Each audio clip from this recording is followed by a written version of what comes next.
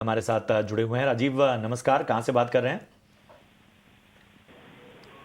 राजीव, आप तक आवाज पहुंच रही है मेरी? हाँ जी। जी जी, पूछिए अपना सवाल। हाँ, मेरा नाम राजीव है। मेरे पास 200 शेयर एशर मोटर्स के हैं। मैंने 7085 पे परचेज किया है। ठीक मैं है। क्या करूं? आई मीन शॉर्ट टर्म के लिए लिया था मैंने। ठीक है, अभी भी तो आप शॉर्ट टर्म का ही नजरिया चाहते हैं? हाँ जी। ठीक है। 7085 के भाव पे इन्होंने खरीदारी की हुई है आयशर मोटर्स में। वैसे तो इनके भाव के थोड़ा ही नीचे है स्टॉक, लेकिन शेयरों की संख्या इस तरह की है कि इनको इस वक्त लगभग 14,500 का नुकसान हरीज ही होता हुआ। शॉर्ट टर्म का नजरिया चाहते हैं आयशर मोटर्स में। हाल फिलहाल की ऑटो शेयरों में एक रफ्तार थी, लगता है कि उसी दौरान उन्होंने बाइंग की है, लेकिन आयशर मोटर्स में एक तरह से वो इसी रेंज में फंसे हुए हैं।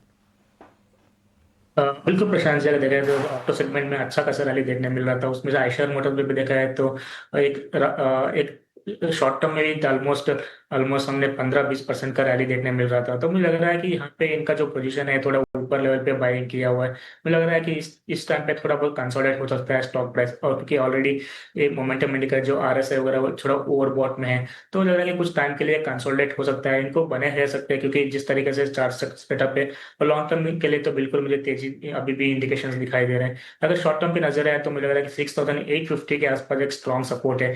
जब तक इसके ऊपर टिका हुआ है मुझे लग रहा है कि स्ट्रॉन्ग ऊपर की ओर ही रहेगा ट्रेंड। तो मुझे लग रहा है कि इसके स्टॉक के साथ ही बने रह सकते हैं शॉर्ट टर्म में भी, क्योंकि जिस तरीके से रनअप देखने मिला उस टाइम उसकी वजह से थोड़ा बहुत कंसोलिडेशन है स्टॉक प्राइस में। तो कंसोलिडेशन के बाद फिर से एक बार अप ट्रेंड का रैली शुरू हो सकता है स्टॉक प्राइस। तो आयशर मोटर्स पे आपको राय है कि आप लॉन्ग टर्म और शॉर्ट टर्म दोनों में ही बने रह सकते हैं। चलिए, वक्त है दूसरे कॉलर का।